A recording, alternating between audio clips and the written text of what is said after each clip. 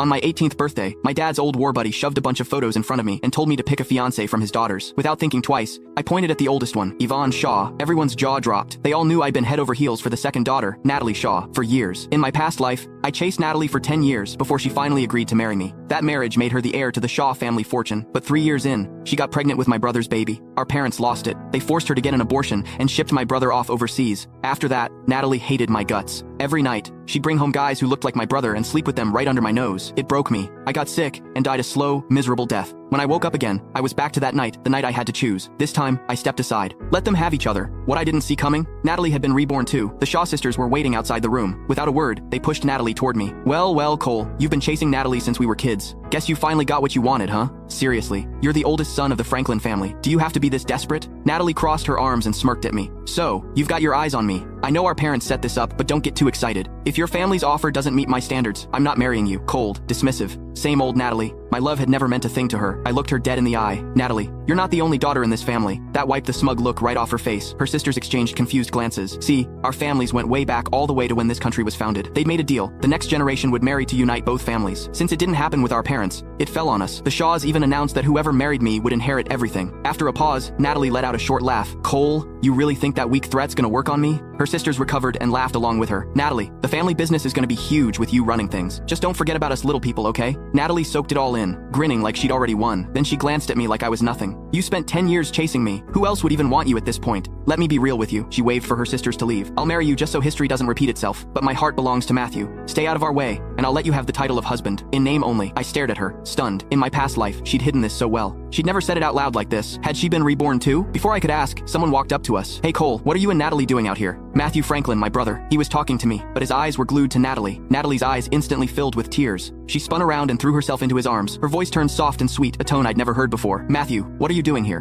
Matthew looked surprised for a second, then held her tighter. He shot me a look and pretended to be embarrassed. Natalie, you're Cole's fiancée. This isn't right. Natalie scoffed. There's nothing wrong with this. If he has a problem with you, he can forget about marrying me. She grabbed Matthew's hand and walked off without looking back. I rubbed Yvonne's photo between my fingers and smirked. Natalie, I was never planning to marry you anyway. The party was winding down. Most guests had left when Natalie and Matthew finally showed up again. Natalie had changed into a high-neck dress. Matthew had faint marks on his neck that told the whole story. The tension between them was so obvious, you could practically smell it. The old me would have lost it, stormed over, made a scene, but I'd seen this play out 100 times in my past life. I was numb to it now. I knocked back my drink and turned to leave. When Natalie saw I didn't care, she frowned. For the first time ever, she called out to me. Cole, what's your problem? I'm your fiancé. Matthew's your brother. You're just gonna leave without saying hi? Where are your manners? Apologize to us right now, or you're not getting your birthday present. She was holding a small ring box. Matthew took it from her and waved it in my face, smirking. Cole, Natalie had this made just for you. She put a lot of thought into it. I looked at the box. That's when I noticed the